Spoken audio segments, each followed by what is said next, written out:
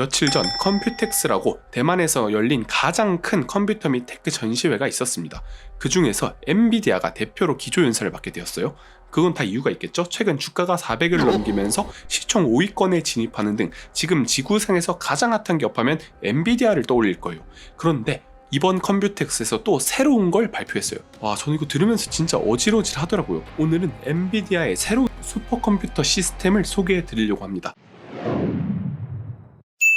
시작하시기 전에 이 H100 GPU에 대해서 먼저 아셔야 돼요. 최근 엔비디아 주가가 폭등한 이유가 바로 이 H100 GPU라고 봐도 무방합니다. 이 H100 GPU는 서버, 그러니까 데이터 센터 안에 들어가는 그래픽 카드, GPU, AI 가속기, AI 반도체, 이거 전부 다 같은 말이라고 보셔도 됩니다. 어쨌든 인공지능을 훈련시키는 머신러닝, 딥러닝을 할 때 반드시 필요한 반도체로 주목을 받고 있습니다. 그런데 이 훈련 성능이 진짜 어떤 회사도 따라오기 힘들 정도로 좋기 때문에 구글과 마이크로소프트 등은 물론이고 최근에 일론 머스크 역시 이 칩을 사가려고 하면서 이런 말을 남겼습니다. 마약 구하는 것보다 더 힘들다. 상황이 이러니 가격이 어떻게 됐을까요? 네, 부르는 게 값일 정도로 금값이 돼가고 있다고요? 한때 엔비디아의 그래픽카드가 채굴 열풍에 이어 2배, 3배씩 올라갔잖아요? 이번 H100도 그렇게 가격이 올라가고 있다고 합니다. 그런데 이 H100에 이어 또 다른 게임 체인저를 발표합니다. 여러분, 원래 CPU 하면 X86 기반의 인텔이 압도적 강자였잖아요?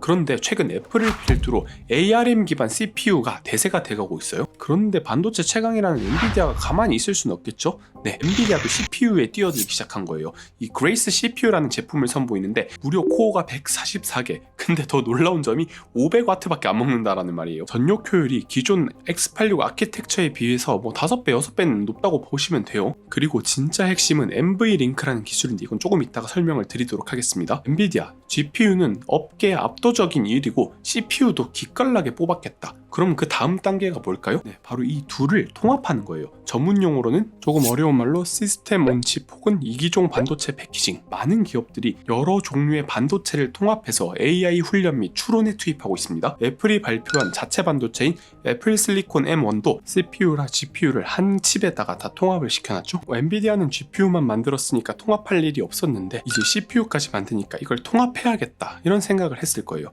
그 결과로 나온 게 역대 최강의 AI 칩이 등장한 거예요. 이름하여 그레이스 호퍼 슈퍼칩.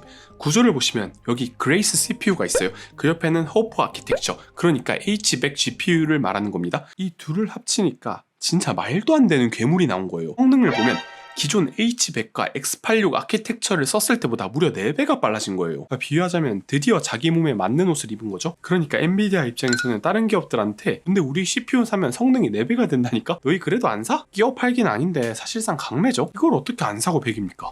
이렇게 성능 향상을 할 수 있었던 건 이 NVLink라는 기술 덕분이었어요. 원래 CPU랑 GPU를 연결할 때는 PCI Express라는 방식으로 연결을 했어요. 쉽게 말하자면 CPU에서 GPU로 데이터가 이동할 때 쓰는 다리라고 생각하시면 됩니다.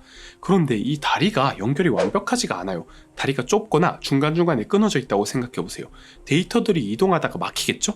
그걸 우리는 병목 현상이라고 부릅니다. 그런데 이 NVLink라는 기술은 병목 현상을 없애기 위해서 그냥 다리를 부숴버립니다. CPU랑 GPU를 합쳐버린 거죠. 그러다 보니까 대역폭이 3배 올라가고 전송 속도가 기존 방식에 비해 7배나 상승했다고 해요. 그런데요, 얘네가 여기서 멈춘 게 아닙니다. 이 NV링크를 CPU와 GPU만 묶은 게 아니라 이 통합된 그레이스 호퍼 슈퍼 칩들을 또 이렇게 묶어버려요. 와, 진짜 어마어마하죠? 이걸 패브릭, 그러니까 직물이라고 표현하던데 이렇게 해서 나온 게 바로 DGX GH200이라는 슈퍼컴퓨터입니다. 무려 256개의 그레이스 호퍼 슈퍼칩을 묶었다고 해요. 성능을 자세히 보시면 저는 이런 거 본 적이 없는데 일단 GPU 메모리가 144TB고요. 대역폭은 초당 230TB, 연산 능력은 1엑사플롭스가 나왔습니다. 1초에 100경번 연산을 한다라는 말이에요. 제가 이 가격을 감히 추산해보자면 칩 하나당 1억이 넘을 거거든요. 이게 256개 들어가고 나머지 네트워킹 장비랑 모듈 들어가면 못해도 300억은 할 거란 말이에요. 아니 졸라 비싸다고요? 이거 엄청 싼 겁니다. 300억에 1엑사플롭스 나오는 슈퍼컴퓨터 단언컨대 지구상에 존재하지 않아요. 7년 전에 엔비디아 슈퍼컴퓨터 보시면 170테라플롭스의 연산 능력이에요. 이 단위가 너무 커져서 모르실 텐데 7년 동안 5000배 성능이 올랐다고 보시면 됩니다.